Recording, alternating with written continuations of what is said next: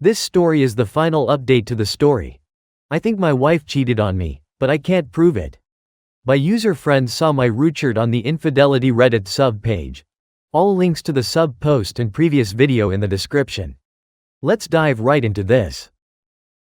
Brief update. Wanted to thank everyone for their input, whether I agreed with it or not. Nice to be able to vent anonymously. The support I've received has been amazing and honestly more helpful than you know. Thanks. After my last post, her sister called and told me that they were returning to our state. Wife was going to an inpatient mental health place. Told me that she would contact me when she wants to talk. Not sure where she is going or if she is already back in our state. I assume she returned because going to Kansas facility would probably be out of network, I guess. Not sure. Don't know if she got FMLA because we get our insurance through her job. If insurance doesn't pay for this, it would be out of pocket, and I assume that would cost a lot. School has already resumed and obviously she hasn't returned to work. Also, I got pretty drunk last night and called her parents and told them. I feel that was justified but wish I had been sober while doing it. Called them around 2 a.m. I recall being pretty obnoxious and rude.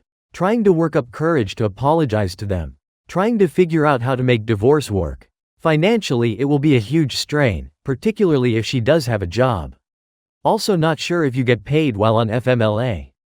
That's all I have to update. I feel like, because I let so many people into my life, I should provide an update. Not so much for me, but just to bring closure to people who were interested and concerned about my situation.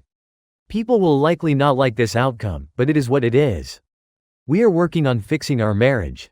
From the outside, leaving seems like the obvious answer.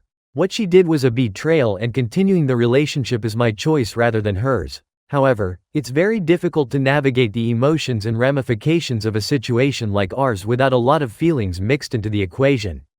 I think the main motivation for taking her back was my concern for her well-being. She was and is someone I care about deeply, and up until the point she cheated, our relationship, family was everything I had hoped for. Seeing her suffer, as well as our children, wasn't easy to ignore. The financial reality was also an issue, but far less important. We get our insurance through her job and it was really cheap and good insurance. There are also a whole host of other financial reasons that I listed before. The risk of having significantly less contact with my children was a huge consideration also. Altogether, I decided that forgive her and working on mending our relationship is what I want. It wasn't an easy decision, but still it was clearly my best option. I don't have the time or energy to start over again, honestly. Given how devastating this situation has been to her and our family, I doubt that she'll do it again. Seems almost impossible. She has also imposed some restrictions on herself, like not attending events without me or someone I trust, a specific mutual friend who has promised that she wouldn't allow this to happen in her presence. This friend was initially my friend that I met and an ex-coworker of mine. To my wife, this is something she feels she can do to eliminate any doubts I may have about her behavior outside of my presence. At the end of this school year, we'll be moving to Kansas to be near her sister. My wife is too embarrassed to continue working as a school district where she now clearly has a negative reputation for a variety of reasons. After hearing this, her parents will also be moving there. In fact, they'll be moving about a month before we do. This is good as it provides us with a great support system for us and the kids. I'll find it easy to get a good job there also, but I'll possibly make a little less initially, I assume. Ironically, my wife is struggling with her behavior more than I am. She's still dealing with depression and embarrassment over her behavior. She has this disturbing desire for me to get revenge, either in the form of actually hitting her, obviously not something I'm willing to do for a whole host of reasons, or having a revenge affair. I don't wish to do either, but I told her I would consider the revenge affair. I'm not actually going to do it, but perhaps I'll tell her I did in the future. I don't know, nothing about this seems healthy. She seems to think it will make her feel better. I don't know if this is a normal response among remorseful cheaters or if this is just some mental health issue. It's hard to have a normal relationship with someone who believes that they deserve to be punished. She even wants me to start an account to look for a partner for this. She has accepted that physical abuse is off the table and had only brought it up about twice in the past, but the revenge affair is something she keeps pushing. She just thinks it's weird that I could forgive her and put this in the past so easily. She wishes that I would express more anger and passion over what happened. It's very disturbing to be honest. Please let me know if anyone has heard about something like this before. It's so weird and counterproductive. Is she crazy? I can't imagine me cheating back would actually make things better.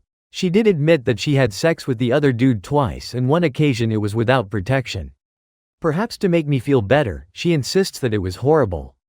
She thinks he may have been a virgin with a serious issue with premature ejaculation. That doesn't make things better. Also doesn't explain why she had sex with him twice if he was that bad. Apparently he came so fast that he wasn't able to pull out in time as they had discussed.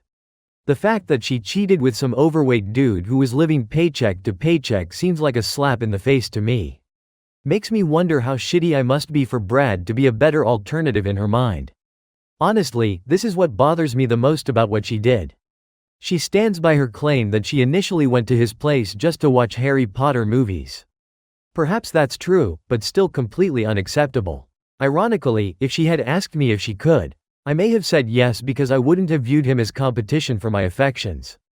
Obviously, I would have been wrong, but apart from his huge dick and sense of humor, he really didn't have any other redeeming qualities. She insists that she never planned to leave me and never viewed him as relationship material. I tend to believe that, because it's obviously true. Still doesn't make things better. Anyway, that's where we're at. She's dealing with a lot of guilt and embarrassment, which is the biggest impediment to our reconciliation. I think eventually we'll overcome this. In the unlikely event she does it again, then it's over. I doubt I'd make a lot of effort to find another partner, so I'm not risking having to start over again at a later date. I just won't start over again, unless some amazing person just falls into my life. Dating and rebuilding just isn't something that appeals to me. I am happy that OP found an outcome that satisfies him, but hope he knows the risk in reconciling. OP knows her wife better than any of us. I trust OP judgment, and I won't judge him for it. I hope OP thought it through and has the will to work through reconciliation. It requires effort for both parties, the betrayer and the betrayed. Staying financially and your children is one reason, staying for your wife is another. What OP should have done is get a postnup. This would solve any future issue with finances and any issue if your wife is unfaithful again. Never consider a revenge affair. It does no good, and it would probably be better just to get a divorce, with all things considered. Although you have custody issues, but that will always be an issue with divorce. I wish OP well for this new and trying future.